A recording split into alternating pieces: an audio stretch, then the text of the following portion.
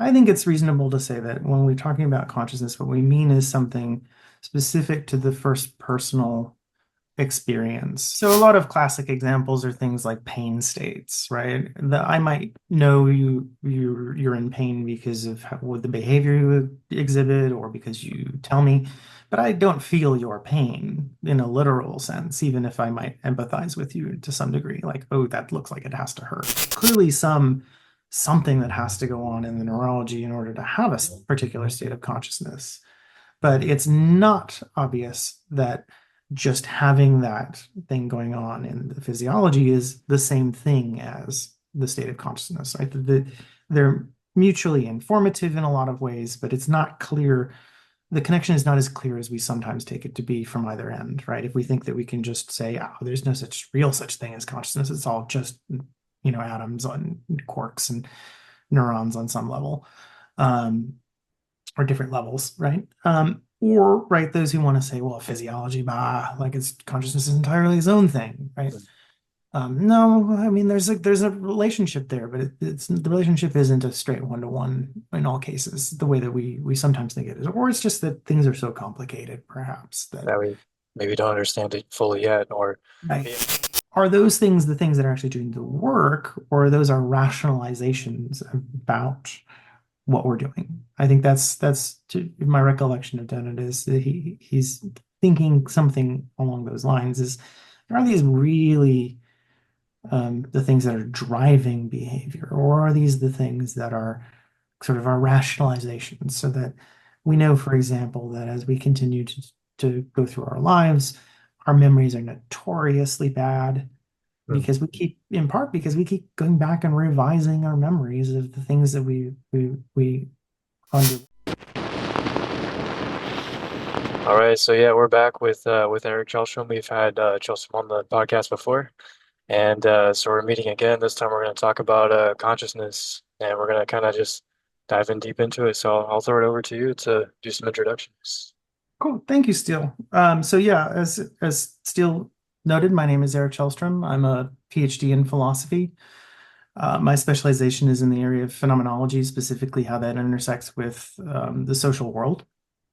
I'm currently an associate professor of philosophy at St. Mary's University, and have the great honor, I guess, to be on sabbatical finally, which is an opportunity to reconnect with or advance some research. And my current research is more specifically and narrowly focused on the ways in which our states of mind or phenomenology collectively work together to form various kinds of social systems, and the ways in which those are not always the best.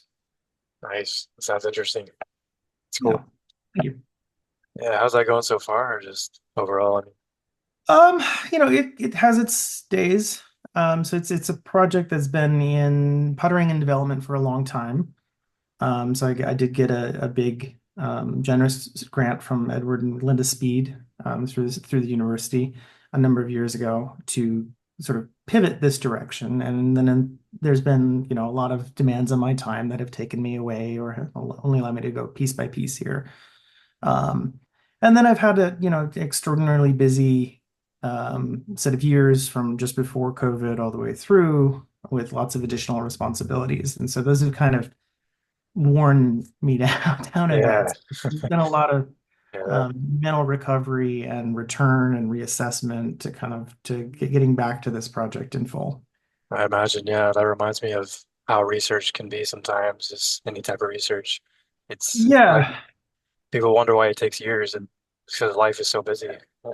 yeah. Well, and research on the larger scale really does, at least for me, take a lot of time because I need to have a sense of the whole of the project in order to understand how the pieces fit together. And so to be able to have the space and the time and the energy to do that, right, requires some time away from a lot of the other day-to-day demands. So when we're teaching so much as we do at teaching schools like St. Mary's, it eats into that reserve that, Mm, makes it hard, which is part of what the rationale is for sabbaticals, which is great. that makes sense. Yeah, sabbaticals do sound pretty nice. Yeah. Yeah. Yeah. But that makes sense, yeah, because our mental energy can only stretch so far, and we have multiple responsibilities. It's quite difficult to balance it all for sure. Yeah, and that, I mean, especially I think now that more and more people are beginning to have a better sense of burnout, which Oh yeah, it has interesting connections to what you want to talk about today, to consciousness, right? I mean, oh yeah, that could be a whereas segue. yeah, I mean, burnout in particular, right, is not just you feel exhausted or you need a little break or you need a couple days away and to recharge, right? Burnout is more pervasive state, right, where something is going on in the neurology that prevents other things from happening. So Um, there's like maybe some neurological, like I guess, effects of it. It's not just like a mental thing. Yeah, yeah, I mean, it has both components, which is part of why it's interesting, right? Is that because in the state of burnout, and I'm trying to claw my way out of burnout myself to Yeah. some degree.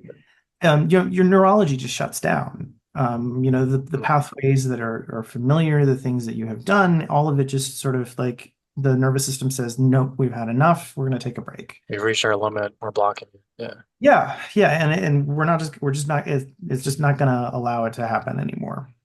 All right, so examples are early on in the sabbatical as I started trying to sit down and do a lot of reconnection with the literature and reading, I would find myself getting just unbearably tired. Like I couldn't focus. And so that's just my nervous system saying, we are not ready to touch this yet. Go find something else to do. It's almost like you have to feel it instinctively in a way. Like, Kind of, yeah. I mean, but the level of consciousness then is like, I know I can do these things on some level, but right now, just physically, I can't bring myself to do it. So there's an interesting disconnect there. yeah, like it takes consciousness, perhaps with a combination of different things like language and our ability to do that to rep we can like recognize it. Unlike Yeah, like other animals, it's like we can identify that and be like, okay, I know I'm starting to feel burned out. And right, right, right. Well, and then too, the struggle of trying to, recover from something like that is like you really do need to just let the nervous system yeah, reset, recuperate. You can't force it, but you get then anxious, right? Which is another thing. exactly. Yeah, it's this horrific cycle. I can Like, yeah, definitely relate to no. all of it. Now Matter of I'm fact, that's filled what with I'm going through. anxiety because I'm not doing the thing I know I Exa want to do or need to do. Yeah, exactly. It's like I've been feeling that recently. It's funny. Like I'm always, I guess I'm a workaholic. I'm becoming more aware of that recently, Mm, where I feel that same feeling. Like I get anxiety if I don't start, if I'm not working on something, I'm like, I'm doing something wrong. I shouldn't be allowed to do this to yeah, relax. yeah, yeah. Well, and that's funny too, because I mean that's one of those examples of the way in which sociality interacts with all of this stuff, is especially in the United States, but we're not alone in this. Mm. But we have these pervasive collective narratives that tell us our value is in our work, right? We only Yeah, are valuable insofar as we do something or that we have a job. I mean, if you think about like the way we choose to introduce ourselves to one another, one of the first questions we always ask is, "What do you do?" Right? And then people yeah. make a value judgment, right? It's implicit, it's not necessarily malicious, and it's not always bad, but that says, "Oh, well, you know, this then is what I'm going to attach to you in terms of the set of significances." Mm. But then too, right? And if you end up in a position like for any of us who've worked food service, like I did a lot of that kind of customer service work long before I ever became a professor. And part of why that wears on you, I think, is because a lot of people don't value it. They oh, right, that's Right. not you can't make your own coffee, sir. Yeah, you can't make your own hamburger and fries and all that, can you? Yeah, I mean you could, but you're choosing not to. So like Yeah. there's clearly value there, and that's where that it kind of again weighs on us, those collective narratives and the meanings, and that's not clearly something that's just happening in our neurology in a base physical sense, right? That's something that's happening on the level of meaning. It's happening intersubjectively or collectively. Like we're doing this to one another in the space of meaning. So that's something that's lurking in and around consciousness. It affects how we make decisions, how we see ourselves, and all that other fun stuff. Right. It almost seems like what I'm hearing, and part of that is perhaps it's hard to avoid the chain reaction effects that we have on other people with our own conscious decisions or consciousness. Yeah. Not necessarily Yeah. from consciousness itself, but like if our behaviors, outward behaviors and stuff like that. Yeah. Yeah, well, and it's not just conscious in the immediate sense, right? It's because that that makes us, because sometimes I think we fall into this like, oh, we're choosing this like explicitly, like I know every piece and detail I'm choosing. But a lot of it is just stuff that kind of seeps in and sort of colors the way in which we interpret stuff. So it's there, it's affecting our choices, it's affecting our judgments, but it's not obviously the object of our judgments. So it's stuff on the periphery, and that's the stuff that I'm really, most interested in is the ways in which forms of injustice sort of pervade societies or groups, right, or other collective environments, institutions too. Um, just because like it becomes baked into the set of expectations, and these are the meanings that are operative, and these are the things that then affect how we function together. Because it becomes like our default setting, the stuff you don't have to think about. Right. Kind of like the default mode network, but maybe not exactly Yeah. the same. But yeah, it's like we unconsciously do these things. Maybe a mixture of unconscious and conscious things like that are just ingrained in society. It's like almost all we know, so we don't know anything else. Yeah, Kind of I thing. would use the term non-conscious just because I get a little Unconscious. unclear of what we mean by the unconscious in some cases. Yeah, it can get a little weird when we go, yeah. Like, do we mean dreams? Do we mean coma? Do we mean something else? Right, right. It's just one of those states that's or it's at the peripheries of consciousness. So it's in principle accessible, but it's not in the not sort of at the focal point. Somewhere between there is kind of where my suspicions are that a lot of this work happens. Yeah, it's interesting. So like, so just to kind of jump into like the main thing. So Yeah, like how, I guess one thing I would circle back around to is what, it's like the hardest question that sometimes I hate is like, how do we define consciousness? Definitions are always complicated. So, yeah. I mean, it is a slippery concept in a lot of ways. I think most of us tend to accept, or maybe I'll just speak for myself to be more careful.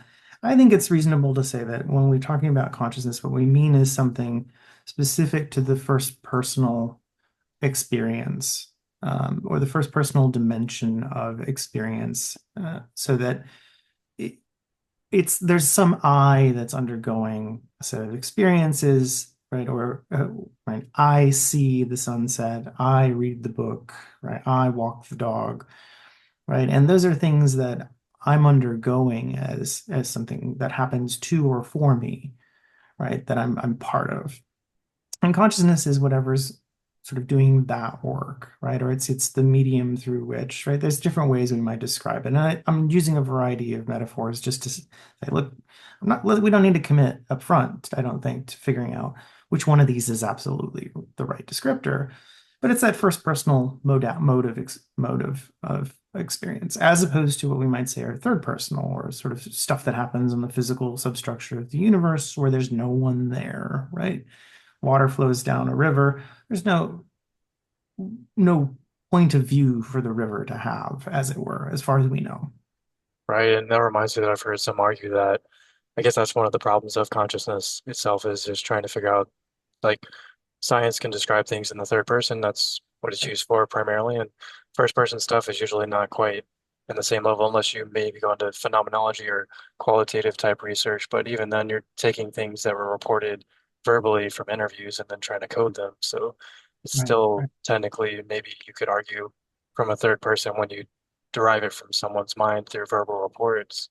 Yeah. But then it's like, yeah, the first person part of consciousness, that's what makes it so unique and complicated to understand, I guess, or Yeah, explain. yeah. So a lot of classic examples are things like pain states, right? I might know you're in pain because of what the behavior you exhibit, or because you tell me, but I don't feel your pain in a literal sense, even if I might empathize with you to some degree. Like, oh, that looks like it has to hurt.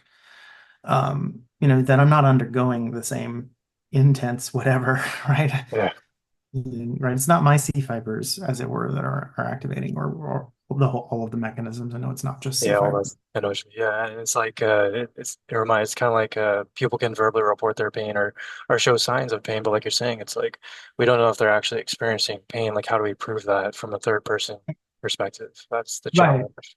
Right. Right. And so this is the challenge, I think, too, with neurology is neurology is incredibly important, right? It does an awful lot of good things. It tells us all sorts of fun stuff. But does it tell us exactly what someone is undergoing as an experience? Not necessarily. And we have lots of aphasic types of conditions, cases where, someone lacks a sort of first personal cognizance of something that otherwise their physiology is undergoing that are atypical cases. Right. So one example or one set of examples, I should say, are many, if not all, patients on the autism spectrum experience alexithymia, right? That is a sort of delayed response or an inability to recognize the emotional states that they're experiencing in the moment, right? And so it's not that they're not experiencing it in the sense of third personal way of thinking about it, which is your physiology is doing it, right? Your limbic Right. system is active, your emotional centers are doing stuff, your physiology is responding, but they don't know or they don't identify that as the state that they're in at the moment, right? They might Right. be starting feeling a little funky, but I don't know why. Yeah, I Right. can't put a label to it or a word or yeah. Yeah, and then when the delay passes and however long that takes, and a lot of advocates, so like Kaylin Partlow, who I had to campus last year, who's a person on the spectrum, who's an advocate for other autism patients, right? Really lovely person, does great work, right? She made a good point, or has made a good point on some of her posts, her public facing posts, which are things like, the more complicated the emotional state is, right, the more tangled up in other things in your life it is, often the longer it takes to have that delay, come by. So like sometimes too, it's like your body might react initially, right? So the stuff goes in, but it's 2, 3 days later, all of a sudden you're angry or something. And you're like, where did this You come know from? why? Yeah. Yeah, but it's become, it was from 2, 3 days later. It's just now Right. we're emerging into consciousness. Yeah. Yeah, and that is interesting. I've seen that like a lot of them will feel the emotion in their body physically, like, and they'll describe it almost in physical terms, but they won't be able to attach the emotion, which is, yeah, pretty much alexithymia. But Yeah. it is Yeah. interesting. Yeah, and it makes it hard too. Like if one is speaking to one's therapist, right? The therapist might ask, like, how does this make you feel? And you're Mm. kind of sitting there and I don't know, right? Right. Or right, or you Yeah, end it's like, what up, does that mean? yeah, Yeah. or you end up describing things about the situation again and again and again, but you never actually get to the descriptor, Right. right? They'll like intellectualize and just avoid emotions, which, Yeah, yeah, and this is something that I've encountered myself in particular mm. too. That I see myself doing that a lot. Oh, really? Yeah, yeah, Yeah. So I guess that brings into question just tying it to the consciousness is like, it's kind of like, well, what does that mean? Like with the pain thing, for the pain example, it's like, what does this mean about consciousness that people with these conditions struggle to label their emotions? So they feel it more right, physically. right. Well, because part of what it does show us is that the physiology, which we often think is producing these events, right? That it can undergo those states or can be in those states that are consistent with that state of consciousness or that mental state, if we prefer, although I don't know that those are always the same thing. Um, but it's possible for the connection to break, right? And so one thing that might tell us is, or we might think on the basis of that is, well, there's clearly something that has to go on in the neurology in order to have a particular state of consciousness. But it's not obvious that just having that thing going on in the physiology is the same thing as the state of consciousness, right? They're mutually informative in a lot of ways, but it's not clear. The connection is not as clear as we sometimes take it to be from either end, right? If we think that we can just say, oh, there's no such thing as consciousness, it's all just, atoms and quarks and neurons on some level. Um, or different levels, right? Or right, those who want to say, well, physiology, bah, like it's consciousness is entirely its own thing, right? No, I mean there's a relationship there, but it's the relationship isn't a straight one-to-one in all cases, the way that we sometimes think it is, or it's just that things are so complicated, perhaps that That we maybe don't understand it fully yet, or right, yeah, it's right, like a tangled web of there's some parts that point to the physiology of consciousness, and there's other parts that point to consciousness maybe being its own thing. It's like they don't quite interweave perfectly together all the time. Yeah, or Oh, there's ways that can be disrupted, right? I mean, if we have certain blocks in the neurology, and I know that some folks in neuroscience have interesting ways of sort of sort of shorting out particular connections, right? With a magnetic wand of some sort. I can't remember the name of the device right now. My apologies. maybe fMRI or Yeah, but they can produce a sort of temporary aphasia. oh yeah, yeah. And I think I know what you're talking about. Yeah, Yeah, magnetic and transcranial magnetic stimulation. that might be something that's They associated. turn off certain functions in the brain with a magnet. Right, right. And then we can sort of see, what happens when this connection fails, right? And we can see that, well, there's still something going on. It's just different. Which raises a lot of interesting questions, I think, about like what exactly are we talking about? What are the relationships between these things? How do they affect us? And then there's other weird states like blind sight. Yes, I remember those when we were studying it. It's Yeah, very interesting. yeah, because Blind the slate. visual pathways split, right? And there's people who have no experience of sight, but then there's some that happen to have a perfectly functional older pathway. I think it's that sends the information, and that those people can actually respond as if they're seeing on some level, on a very basic sort of primitive level, but they don't ever experience sight. Right, It's exactly. That brings a ton of questions because it's like a certain damage or something to the brain or neurons can Mhm. lead people to believe that they're not, to believe that they can see and yet, or well, not believe that they're blind, that they cannot see, but then at the same time, they'll act as if they can see. They won't bump into objects or they'll be able to guess objects with pretty good accuracy. It's Right, really right. strange. And yeah, it's really strange, right? And I mean we've known that there's some connection since, famous cases like Phineas Gage, if not before. Where there's the changes to the neurology can produce changes in consciousness. And so clearly clearly there has to be some kind of relationship there, but it's not clear that just describing the neurology is sufficient to describe the state, the consciousness, or vice versa. Right, I've noticed that's a lot of what David Chalmers and some other philosophers I'm sure have argued is that neuroscience isn't enough to explain consciousness as a whole because it's more Right. complicated than that with all the qualia and subjective experiences. Right, right, right. Yeah, and that stuff is very hard, sort of wrap your head around in a Yeah, satisfactory way, right? How do we fully explain the qualitative dimensions, like the redness of this object or the way that this object's redness versus that redness affect me?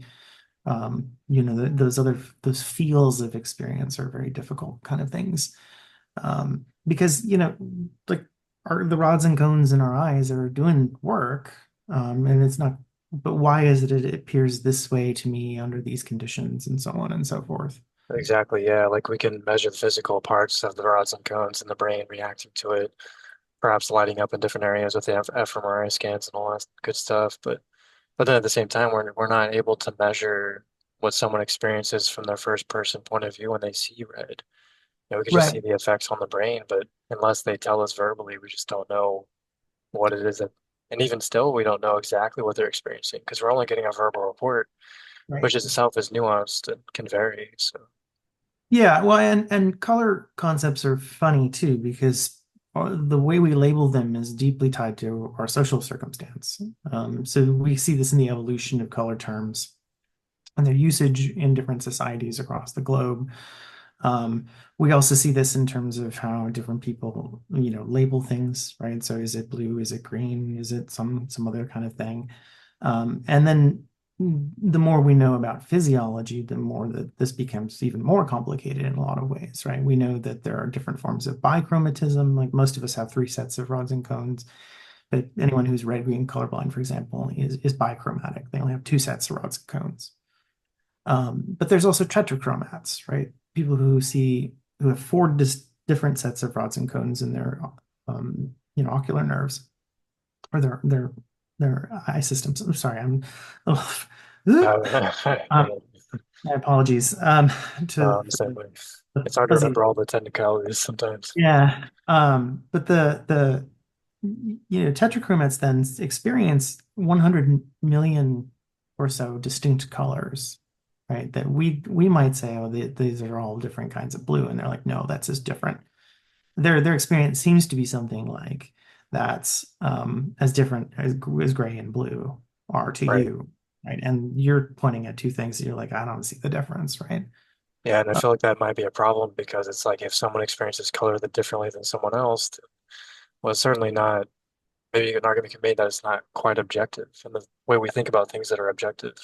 yeah, and that might be part of where we get ourselves into some of the tangled conceptual puzzles is what we mean by something's being objective or what we mean Definitely. something's being real. And a lot of this seems to have its origins in this distinction between primary and secondary qualities that emerges in the Enlightenment. So we see it in Galileo, we see it in John Locke, right? And they say like the really real stuff is this physical matter, right? That we can measure these properties and it's stable, things like mass and whatever.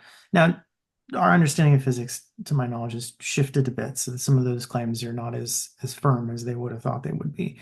But then they say that, well, there's other things that are subject dependent when those are the secondary qualities. Those things are not really real. They're byproducts of our interaction with these objects. And for whatever reason, a lot of states of consciousness or consciousness as a whole, all of the qualia seems to have been lumped into that bundle, right? And it is admittedly like, how would you measure this is a Yeah. legitimately question. Um, but that then, part of what's coded in as an assumption or bias to that distinction is that only measurable things are really real, or only measurable things are objective, or only measurable things are, um, genuine or authentic. Um, that kind of assumption, and it's not clear that that's the case. I mean, so take one example is something like how do you measure love? Like Yeah. on some level, the question shouldn't make sense, right? Right. I mean, there are people who will say, well, I love so and so more than I love this other person, or I love, my pet dog more than I love whatever. Yeah, and we can kind of make sense of those comparisons because we might have similar things that we can appeal to. But if you were to try to quantify it, I don't know what that would look like. I'm sure there are people who've Mm. tried, You're and right. there Yeah. are. Some may argue it's just brain chemicals like dopamine, serotonin, and a whole mixture of Mhm. so on, and oxytocin thrown in there too. And but then it kind of, yeah, it goes back to the question we've been exploring this whole time, which to make explicit to the audience is basically monism versus dualism. That's an oversimplification, but it's the idea that, with monism says that the brain causes consciousness, and then dualism and other similar arguments are arguing that consciousness is separate from the brain and or maybe not only produced or maybe not just not produced by the brain necessarily. It's not like an illusion. It's something else, something we don't understand. And but yeah, the problem is like, yeah, how do we measure love? And that ties into that. It's like if consciousness is just caused by the brain, there's nothing else, then it's just brain chemicals and that's it. And we attribute meaning to the brain chemicals through our cultural evolution, you could probably say. And then Yeah. because we attribute meaning through language and we have the ability to use language, we just call it love. And this feeling that we've had over the millions or thousands of years that we've existed. Yeah, that has a weird set of consequences, right? If this is the way we want to think about things, and we can add some nuance to the distinction between monism and dualism and kind of what that mean too. But it seems wrong to say, if it really is just you have this physiological response, right? You have this particular dopamine hit, right? You have this serotonin level, and that's what love is, right? Is it's just reducible to neurological patterns and brain chemistry being operating a certain way. Then we seem to be in the position to be able to say, well, actually, that's not love, right? That's not what you're experiencing, even though that's might be what the person is experiencing. And in some cases, I think that's okay, right? That, not to say to someone, you're not in love, right? Because that's far be it from any of us to speak for someone else's experience. But then in hindsight, they might recognize, oh yeah, that was something adjacent, but not quite the same. Um, but if we think about then, the sort of what's going on in the monism dualism distinction, monists just say that if we mean this on a substance level, we'll just say that are just committed to the position that there's some one substance, the ultimate substance of the universe, that everything is constituted by. And that means that all physiological or all mental properties are really just all kind of the same thing. And at a certain point in history, it's substance dualism seems to be the way that people have fractured this with two substances in mind, which is that there's material stuff or physical stuff, and then there's mental stuff. Um, Folks like Rene Descartes are famous Right. for things. Yeah. And dualism says, no, no, these are two fundamentally different things. Now, there's different kinds of dualism. Substance dualists will say, yeah, these are different kinds of things.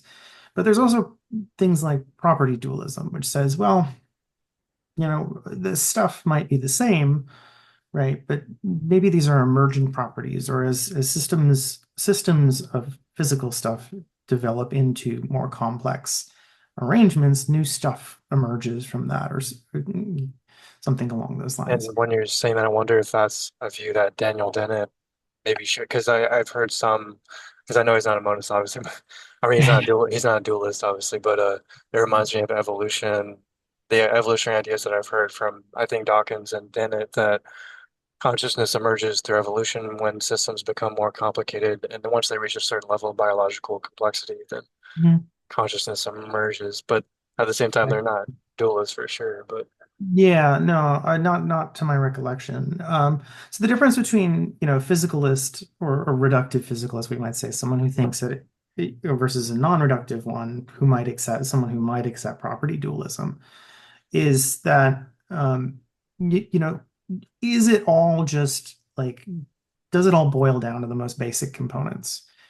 If the most basic components, if we understand them and their interactions, do we have a complete picture or not?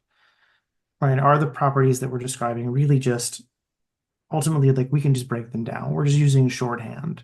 So if I say I'm in a pain state, do I really just mean to write something like, particular kinds of neurological processes are happening to me that my physiological, bag of meat is enduring, or something like this, that then produces this effect that I express these feelings under certain conditions.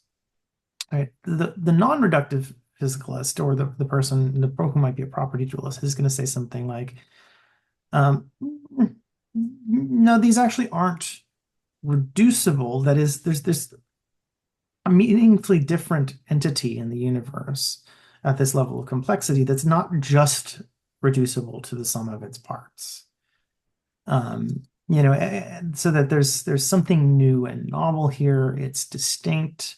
It's its own being, and that to understand it is never going to be sufficient to know what's going on underneath, as it were.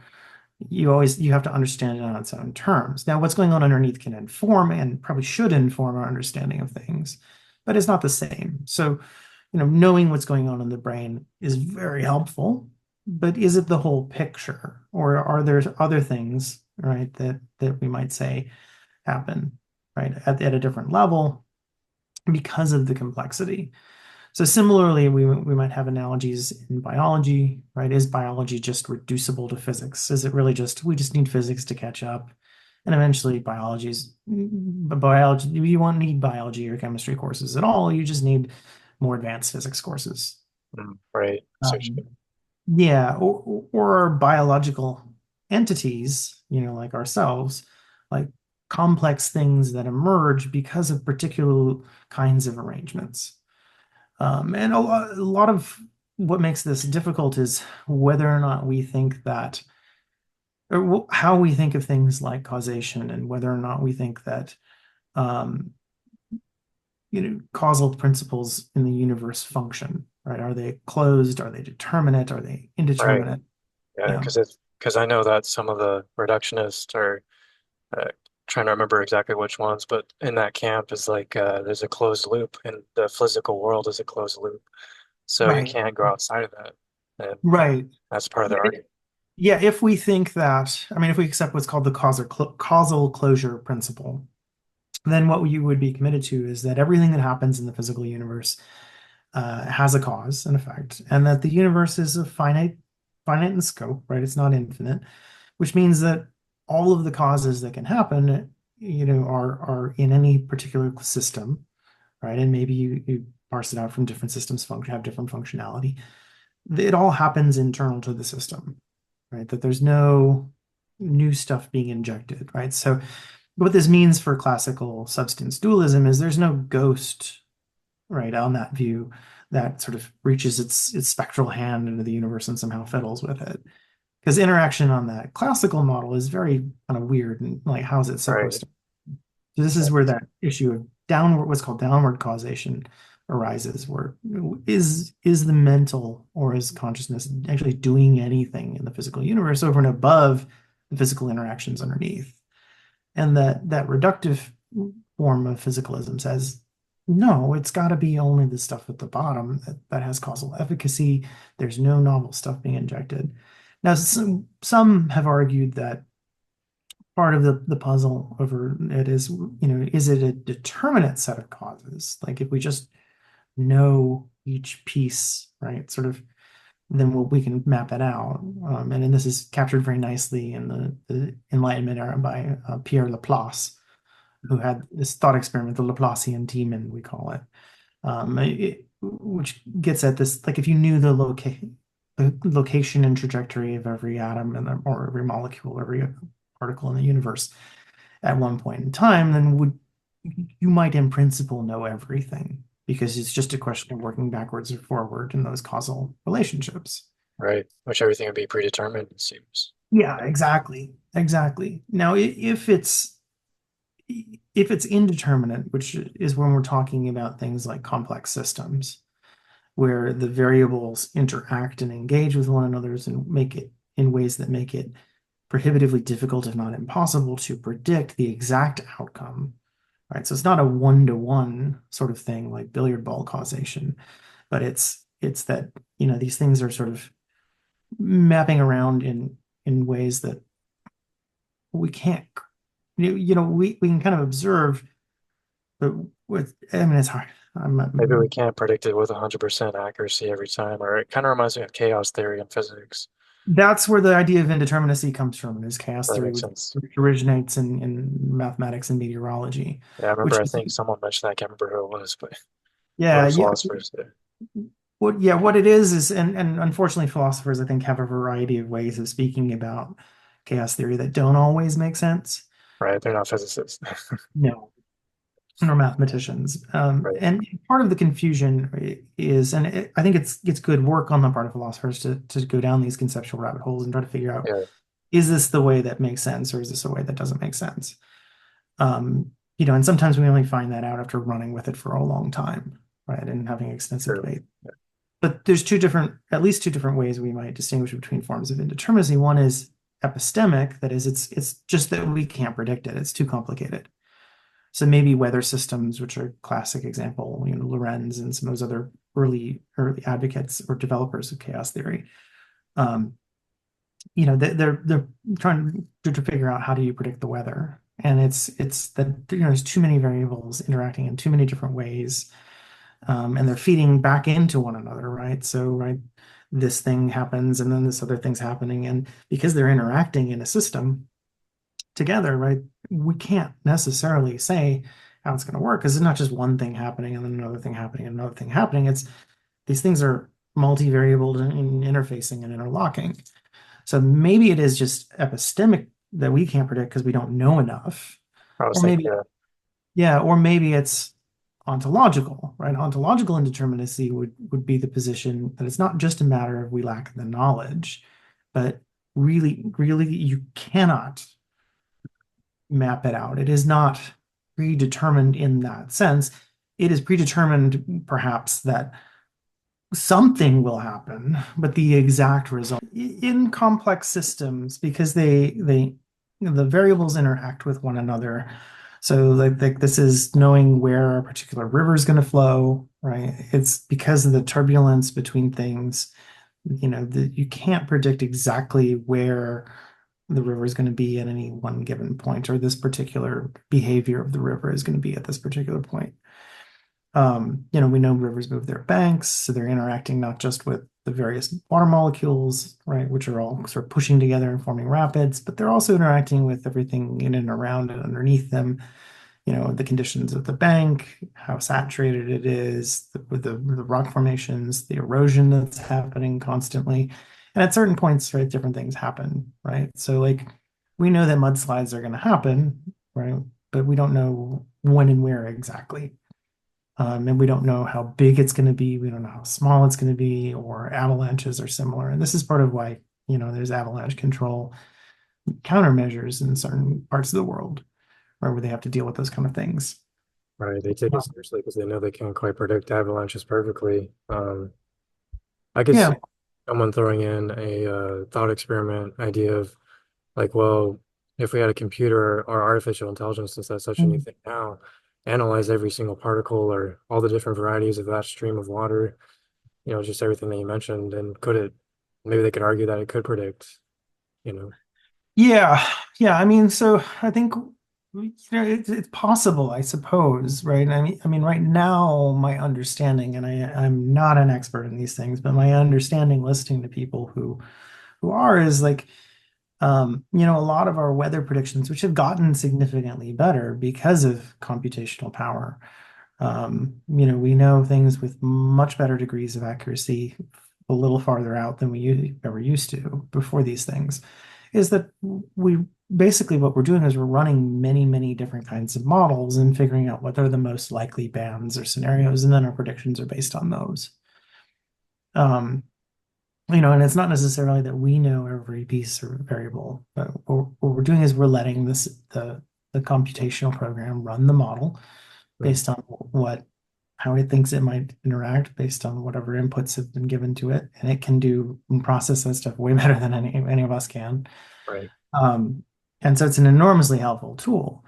But if we're running many thousands of models and then we're norming across them, it doesn't suggest that it's just, we just need a bigger, badder computer necessarily. I mean, maybe that's how it will work, right, as computational technology advances. But Yeah, and that's the hard thing. We just don't know. It's somewhat yeah, speculative, and it, it's like I don't know if we know one way or the other. Like we can argue the thought experiment, but it's like, how can we even really prove or know for sure, that yeah, logical one yeah. doesn't hold, you know? Uh, Yeah, I think the difficulty is, trying to figure out, well, can we build our own Laplacian daemon, right? The device or the thing that can map all the variables perfectly. Um, is that even possible? And again, part of it is, what do we mean by causation, right? If it's billiard ball causation, where it's one thing hits another thing, hits another thing, right? Then, yeah, I mean, that assumption carries forward, and in principle, it could be possible. But if causation, cause and effect is more complicated than that, or it functions differently, then it's not so clear that, we're ever going to come up with a device that's going to produce the one and only model, which is the true and accurate representation of the universe. mm, The best we might do is just get really, really good at, norming across multiple models, which still is going to have things like we don't necessarily predict. So, like an example of this is, as the climate keeps shifting on us, right? Things become more volatile.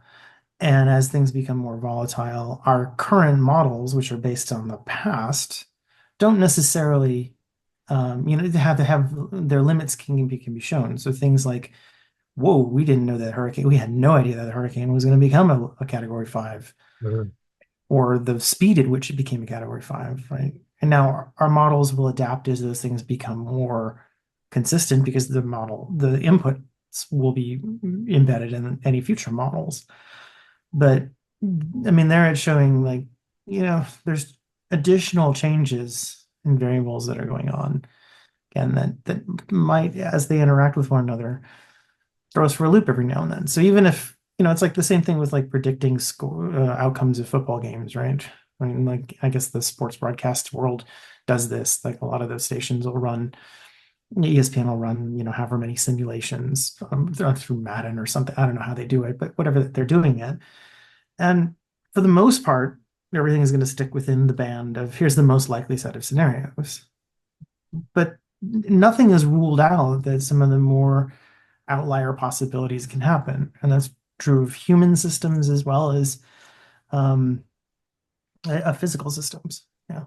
right? Outliers are pretty unpredictable, and so it kind of throws it for a loop. Yeah. And the other problem that I can see is that, I mean, if we want to get real deep into it, but maybe not too deep, but like just one idea pops up into my mind is that the programmers designing this device are still human beings, and Right. so the devices Right. would evolve as human beings' knowledge and information and programming evolves, unless the machine were able to take on its own somehow volition. But I don't even know if, Yeah.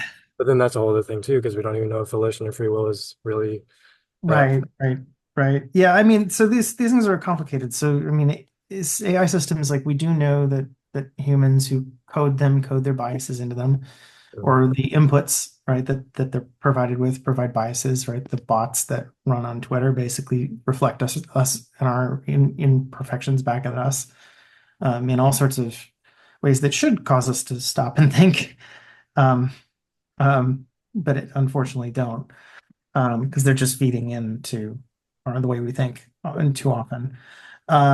But machine intelligence, the really sophisticated kinds, they are capable of um, sort of picking up on different variables that we don't necessarily pick up on, or different and computing across different combinations of variables that we don't pick up on in really sophisticated ways. I know like the Navy's U.S. Navy's minesweeping software, which I don't know where it is now.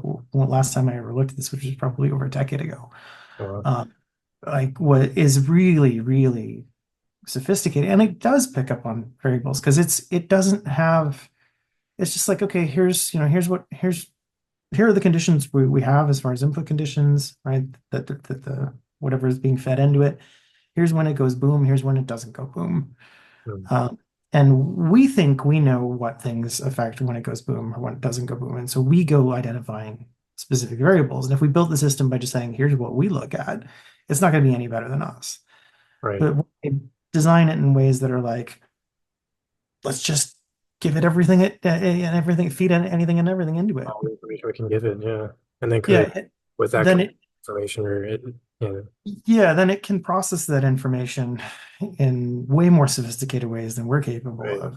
more And sophisticated ways, maybe new ways, and whatnot. yeah, yeah, I mean, so the systems that do have that kind of machine learning, as it's called, right, they can do some really sophisticated things. Now can they look at everything all at once in all the ways, or can they reduce things to singular, again, the one true model? That I don't know. It's more Uh, questionable, or yeah. The other problem thing I see is like, how do we know that? I mean, with our biases are still being put in there, and yes, they can also do machine yeah, learning, perhaps change that to maybe have a little bit of new learning in there. The other problem is that there's a presupposition of just things being linear when we just, like we were talking about earlier, it's not always clear that causes are always linear. I've heard about causes that can happen at the same time, yeah, cause and yeah, effects going backwards. And yeah, yeah. it's Yeah, just there are some really weird things out there. Like and some of the physics experiments seem to suggest things like what we call backwards causation, which is, right. at least from our point of view, right, it seems the cause seems to happen after the effect. Now, that could just be a product of observational positions, right, to some degree, but like the math seems to be there on some of those things. There's some very puzzling things looking at time, in terms of the physics and the metaphysics of time. And so, well, yeah, I don't know. I mean, it seems to be quite complicated, and that's way outside of the stuff that That's I. yeah. It goes beyond what we know. Like, it goes beyond everything we've known since we've lived on Earth, or at least based our, maybe not all of time, but you know what I mean. Like when we Yeah, to our ideas of cause and effect, most of the majority of our existence, what we know is that effect comes after cause, and yeah. I mean, so it's one way to put this is that our folk psychology has embedded in it some very specific tropes and ways of talking about stuff that aren't necessarily supported by empirical science or even the best conceptual work in fields like philosophy. yeah, exactly. Especially when you get into quantum physics, and it challenges a lot of Yeah. that stuff too. And which Yeah. that's what was kind of coming with me when we were talking about chaos theory, is that, quantum physics, I'm no by no means a physicist, but from what I've read so far, it seems like the particles collapsing with a wave function, it's not quite known until it's observed by some type of machine or measurement device. And there's Right, right. implications with that by itself, but that's another thing I would like to throw in Yeah. with chaos theory is like, well, maybe it plays into chaos theory even more is that the indeterminacy part of if you know, Yeah, that we can't predict an outcome until, in advance simply because we don't have all of the right, either because again, either because we don't have all of the variables, right? So it's just a knowledge problem, or because no, they're because they're interacting with one another, it becomes too complex that it's not in principle actually knowable with what we mean by knowable is you could actually get solidly the result. Because right, maybe it isn't the result, maybe there's different possible results. yeah, and there's just so many unknowns mixed in there that it gets quite complicated for sure. Mhm. Yeah. Yeah. There was one thing, and I know we were establishing before we went down the rabbit hole is we were talking about monism and dualism Yeah. and the different types of dualism, Yeah. substance dualism and the first type of dualism, which I always forget the name.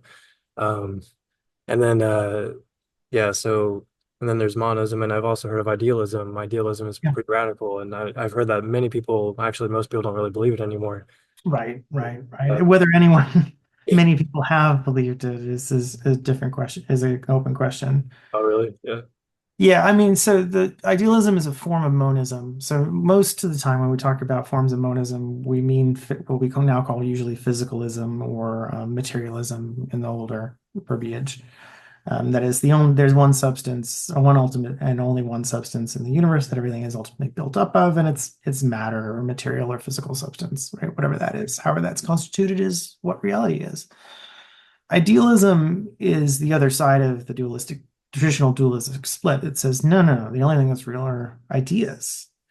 And the most famous advocate for idealism, and there are other advocates of it too, but the most famous is the Bishop George Berkeley, Oh, in the Enlightenment. And Berkeley's argument is a really interesting argument. I think it's called the master argument. And basically, Berkeley's just pointing out, like, look, everything we know and we can make claims about is, and even our everything we think is real is it's stuck in our minds, right? There's no contact with anything outside of our minds. like your mind is just there. Yeah, it's just the ideas in your head, right? Well, even if we have a consensus about what we think reality is, it's only, an idea.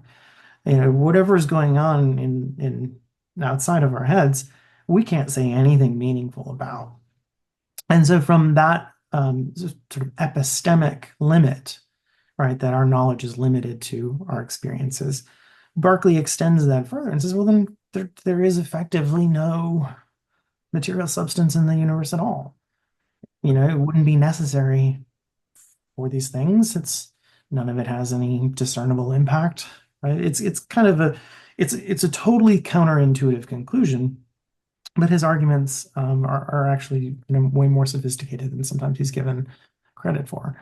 Yeah, it's not a position that's in vogue very much, but I do yeah, still find it interesting, even though I'm quite skeptical and I'm not entirely sure I believe.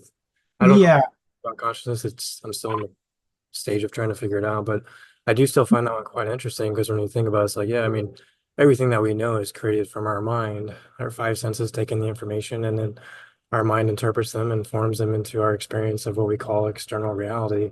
And there's been mhm, so many debates that I've read about what is external reality. We don't even, how do we even define that? And right, other right. debate one too. Yeah, and it's that limit or that gap that Barkley, really drives his wedge on. And when pressed for, well, how do you sustain it? But Barkley's default setting was something that was similar to what the folks called occasionalists would move. Is he would say, well, really, like I can't support myself as an idea, as a being that actually exists, right? Because I don't have that power. So we must all ultimately be ideas in the mind of God or something like that. Yeah, like we're all just in the mind of God right now, type thing. Is that it? Yeah, that's Barkley, kind of ends there. Yeah. Yeah, yeah. Makes sense with him being a bishop and all.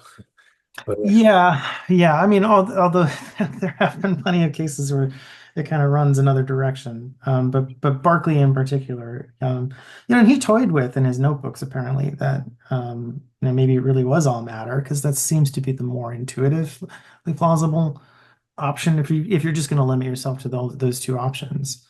right. And I mean, one way I would challenge idealism and perhaps even his idea of it is that, as scientists do it all the time, we compare data with each other and to come to a truth.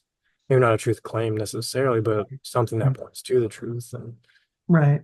that's how we, I guess, get what we call objective, what we consider to be objective, a common. Yeah. So I think some of that is too that we are becoming more careful in some ways about what we mean by the term objective. And there's an interesting history by Lorraine Daston and I can't remember her co-author on the term objectivity. Is for whatever reason, a lot of us now use the term objectivity as though like it is an equivalent term for truth.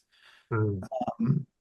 Um, as though like that's reflective of reality in some ultimate sense. Like if this is objective, it's just the truth, the ultimate truth. Yeah. Yeah, whereas I think a lot of us, especially in phenomenology, in the field I work in, we recognize that objectivity means intersubjectively verifiable or something like this. So it's some kind of form of meaning, as it were, or some kind of phenomena that across subjects has some stability to it, such that it can be evidenced or fulfilled, right? That if these are our expectations, then these are things that we can return to. And it seems like it's a softer meaning of the term because its objectivity in that case is intersubjective in all cases, but it's probably more accurate in terms of like what we're capable of. Now, to that, Barkley might be able to work with that. Yeah. Like you might like mesh with that in some way. Yeah, Hmm. yeah, Yeah, I could see that because it's like objectivity is based on subjective experiences coming together to agree upon what is about reality that they agree upon about. And so I can see that. Yeah. yeah. If that's what we mean by objectivity, then that's a different bar to clear than the idea that we're getting at the ultimate truth, full stop, Yeah. right? And I think we have good reasons to be suspicious of that stronger version, especially when people, tout it very like, oh, it's objectively true. And because often, like, if you look at the way we use it in everyday language, people will use that verbiage, and what they mean is not just your opinion. Mm. Um, or they'll deny that anything can be objective because they think everybody's got different beliefs about stuff. So there's no ultimate answer, which is just to give up in a different way, right? Like if everything is just whatever's in any individual's head, then there is nothing common, in which case explain to me how we're, talking, right? Yeah, right. Because clearly language requires some kind of shared set of resources and meanings for it to work, and we do this. Right. Yeah. There must be something in common in that case. It can't just be like there's nothing in common. Yeah. And now maybe it's that we produce very sophisticated conventional systems, and we've fooled ourselves, but it seems just as likely to say there's some stability.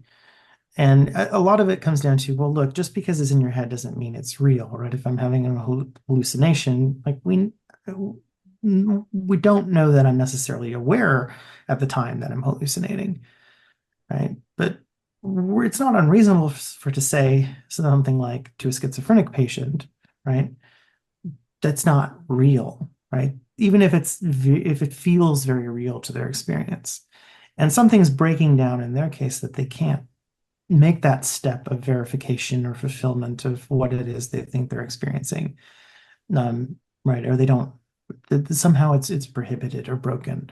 Right. But the rest of us can do that. And that's part of where it seems like, no, like we can produce some results. Now they're not, again, like necessarily the ultimate truth, but maybe that was never the thing we should have been shooting for in the first place. Maybe what we're doing is trying to approximate as close to that as we can. Right. We're trying to get as close to truth as we can, but recognizing that we can't be perfect at it.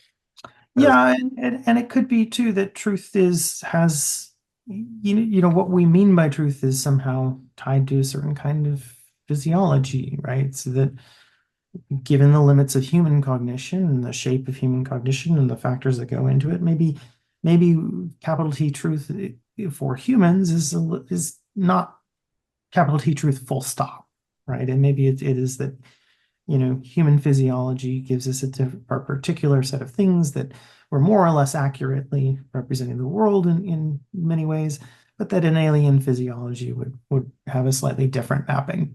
right. And that's what's really, that's one of the things I was reading in one of those books as they were talking about on another planet of aliens that's completely different than us, of a different society and Hmm.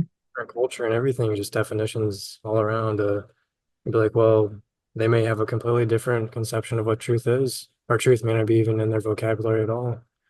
So then it's Yeah, like, I mean their form of consciousness would be different, right? I mean, and this is the puzzle, right? Is with regard to consciousness, which is different physiological frames, right, or different input output conditions are going to, or underlying substrata, different forms of embodiment, however we want to describe it, are going to lead to different kinds of experiences. And so if you had, a radically different form of life that gave rise to consciousness, then its experiences would be incommensurable with ours. And it's not that neither of us are interacting with reality in some sense. It's that, the slice of reality we interact with is different or doesn't overlap cleanly. yeah, like we experience reality differently, but it may not mean that reality itself on the outside is not like it's different. It just means that our experience is different.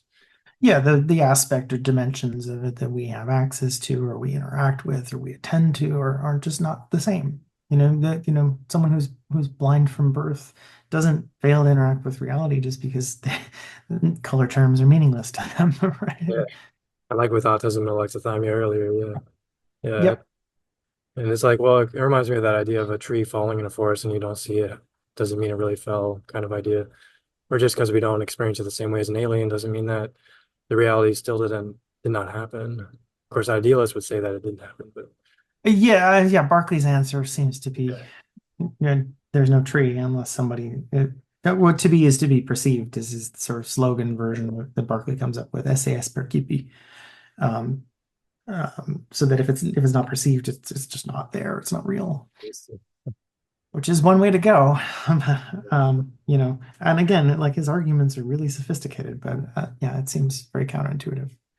Yeah, because I mean, the basic argument we were talking about earlier is that reality is still going to be there, even if, yeah, if an alien or human perceive it differently, or if someone doesn't see it, or what have you. Yeah, Yeah. I mean, so as a phenomenologist, my temptation is to say that what we mean by reality is, reality is in some sense not too far from Berkeley's mark. It's different than he intended it. It really is, what we can experience, right? And that includes in the abstract extensions of that we produce, with the sophisticated forms of science and stuff that we produce to some degree. But that is to say, there's no sense of reality independent when we talk about it from our potentially experiencing something in some way, shape, or form, or potentially ascribing meaning to something, right, as having that. So that, in some sense, everybody has their own world, right? Because everybody has idiosyncratic meanings. But that doesn't mean that there isn't some kind of common base of stuff that we're experiencing, and that while we ascribe different meanings or significances to it, right, we can at least recognize, oh, we're talking about the same thing, right? If someone says, let the dog out, you don't go, well, I don't believe there's a dog, and that doesn't get you out of it, right? There's a dog, let the dog right. out, right? We know what that means. There's at least one other person who would agree with you that there's a dog there.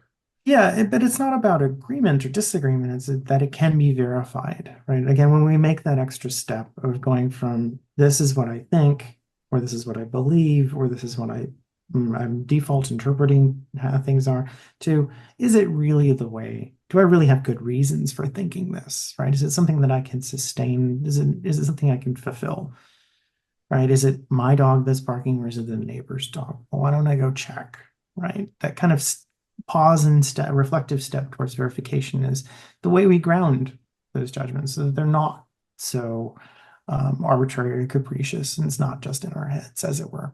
right? Because we have developed ways to verify reality with just various methods, whether it's, science or other methods. Mhm. Sure. Yeah. So, yeah. Yeah, I mean, is there anything else, other loopholes in there, like to that part? I mean, Yeah, I mean, whether there's one thing that we mean reality with a capital R, or whether, again, you might think we have slices of access based on, different forms of life or forms of cognition. That's, you know, and if they're incommensurable, right, two radically different forms of life that don't share any common basis, then, in terms of the practicality of those two different forms of life, they do exist in different realities in some sense. Um, that doesn't mean that the underlying substructure, there's no overlap. It just means there's no overlap in the forms of cognition that produce any overlap. And in that case, whether I think it's a genuinely difficult question whether we would even recognize that that's another form of life that has consciousness. Again, if consciousness can be produced in these multiple radically different ways, which I don't know if it can or can't. I mean, that's part of why we study neurology is right. Okay, it looks like these are necessary building blocks to get this. Now, is it the only way to get it? Becomes the next conceptual difficult question. yeah, like how do we verify that and how do we know? Yeah, that's the tricky part. Yeah. I was also wondering what if you've read any Daniel Dennett or heard his any of his ideas about consciousness. He proposes I'm, drafts model. he proposes a what model? Sorry. He calls it like the multiple drafts model of consciousness. Hmm. It's kind of like an idea that like a newspaper writer or writers in general, editors Hmm. with multiple drafts, and I guess he's trying to argue that, and I'm probably oversimplifying it, but the idea that language, developed through evolution, and then once we had that, we had consciousness and then the way it's so complicated is because we revise the language in our mind over and over again, creating multiple Hmm. drafts, and that's how we have Yeah. Okay. thoughts. And he says there's no Cartesian theater. He argues against that. Yeah, so Yeah, I would agree with him on the last part for sure that there's no Cartesian theater. I think that's an inapt metaphor for consciousness, right? Um, it's been a while since I've read quite a bit of Dennett, because my work doesn't take me down those rabbit holes all the time, yeah, and my teaching doesn't intend to let me go into those areas. Um, but I what it is an interesting question what role evolutionary pressures play in producing states of consciousness.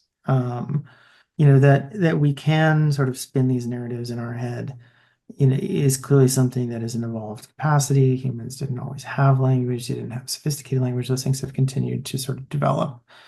Um, that just because we can tell ourselves stories, of course, doesn't make anything truthful. What role those stories play in affecting behavior, right? That's something that, way back at the beginning, we noted, these things do creep in and affect our behavior right, at that kind of meta narrative level, right? In terms of their framing, the way we think about things. Now, are those things the things that are actually doing the work, or are those our rationalizations about what we're doing? I think my recollection of Dennett is that he's thinking something along those lines. Are these really the things that are driving behavior, or are these the things that are sort of our rationalizations? So that we know, for example, that as we continue to go through our lives, our memories are notoriously bad mm, in part because we keep going back and revising our memories of the things that we underwent to fit the version of ourselves we are now. Right. Which is true. Yeah, that's been shown in psychology research within our. Yeah. Yeah, and so, if that's the case, then, what role is consciousness playing, or is it just kind of like a tag along that produces a kind of narrative overview of the things? Um, and then what value does that have from an evolutionary standpoint is a separate question, if Right. any, because there's a lot of people who think it has none. Yeah, they think there's I don't no know. reason for consciousness. Yeah, and I can't remember if it was Dennett or someone else, but they were talking about how perhaps the evolutionary reason for consciousness is to understand information. Yeah, well, I'm pretty sure it was Dennett. Yeah, he was talking about consciousness helps organize information to help us survive even more, and that's helpful. It's useful. It's useful to know whether this berry is bad or not, to be aware of that, and to self-reflect.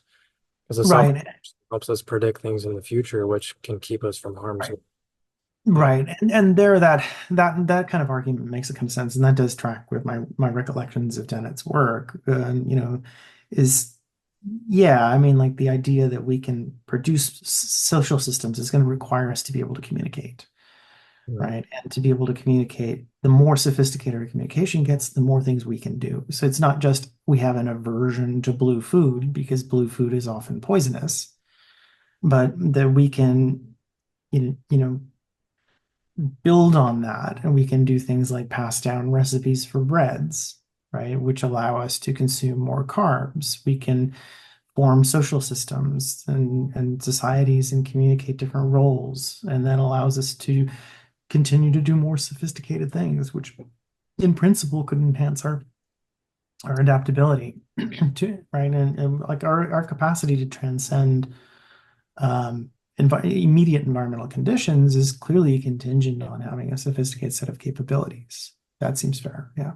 Yeah, because if we didn't have the power of language and communicating those Yeah. things, we'd be able to predict things or warn each other of danger or work together as a civilization. I mean, of course, other person could argue that, well, there's herds of animals that work work together perfectly fine, and they hunt together, they communicate signals, perhaps Yeah. through their own communication. Yeah. I mean, other social mammals, not just us, right, are, I think humbling in a lot of ways because they show us that there's different ways that these things can build. Now, other social mammals don't necessarily iterate, at least or build on their past things, at least not to the degree that we do. Some of Right, them seem to be able to take a couple steps, right? I mean, like, chimpanzees and Japanese macaques and others seem to have sophisticated ways of kind of building on a couple steps down the road. We can do significantly more, it seems, in terms of that. right, Um, now, that doesn't mean that there aren't maladaptive stuff that comes along with it. Like, for example, we know that like truth tracking is not an evolutionary pressure. Survival and adaptability are, which is so like that we get skittish or that we see faces in clouds, or we get jumpy, or, and anxious when there's rustling in the bushes. Those are things that have been coded into us for ages because a false positive is going to keep us alive.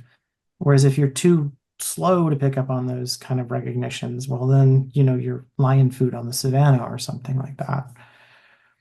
Um, and so, unfortunately, there are maladaptive things that come along with it. Dennett and others, I'm sure, are fully cognizant of that too, even if, we have these sophisticated iterative processes that we can sort of build on, like, okay, we got this, now let's build on that and make this, and build on that, and make this, right? And continue to make more and more abstract systems and communicate them and pass them on. Yeah. right. The systems themselves evolving and improving over time, and yeah, Yeah. interaction with the environment and others. Yeah. Yeah. Yeah. Yeah. Just mutating. Rotating, Yeah. natural selection and all that. Yeah, Mhm. yeah, Yeah. that was interesting. Well, I know we have about 5 minutes before we time out. Sure. Um, so I wonder if there's anything else that, I mean, I guess the big question that's unanswered is consciousness caused by the brain, or is it Yeah. something separate? That's the big problem, really. Yeah, Yeah. I don't know. I mean, like, it seems unlikely to me that the brain has no relationship. It seems like it's necessary, at least for what we experience as consciousness. And other social mammals, it seems to be that too, right? The brain's doing some necessary work. Can the can or does the brain do? Is it a full explanatory model that if we understood everything that happens there, we'd know everything that happens above, in consciousness, not necessarily above. Um, don't want to slip in a presumptive metaphor. That's the harder question, right? That is it quite so simple of mapping, and at the very least, where we are now, I think it's a very healthy approach for us to say, look, these things can be mutually informative. Two different lines of research. We have this in the descriptions of phenomenology, then go look for that in the brain. If like there's these distinctions in experience that are popping up, let's look at that in brain science or neuroscience more generally, and vice versa. We see like here's a funny phenomenon in neuroscience. Let's look at this differently, and we know too. Again, on the therapeutic model, like Teresa Regan does a really good job of pointing this out. She's an autism diagnostician. Um, that you really need to know the underlying neurology because the same behavior can exhibit for two fundamentally different reasons underneath, and the treatment can't be the same because it's not going to work for everybody. If the problem is executive dysfunction, treatment that doesn't attend to executive dysfunction issues is going to be useless for that particular patient. So Yes. outcomes are better when we consider the neurology too. Yeah, so they can feed each other and help each other out, neurology and then phenomenology. Yeah, I mean, I think a mutually informative approach is probably the best approach to have. We see this from some neuroscientists too. Ramachandran's Mirabox experiment is a nice example. Hey, phantom limb patients are experiencing things this way. What happens if we give them a model of an experience and visual feedback? Will it affect their neurology in ways that can be therapeutically helpful? And, he had very good results with that. Yeah, and his he did a lot of interesting things that really Yeah. stuck in the book. Yeah. Um, but yeah, it's definitely a big mystery because it's like then sometimes we see how the mind or our thoughts can change the brain according to some people, like uh like rewiring the neurons, for example, when you're changing a habit or overcome Yeah.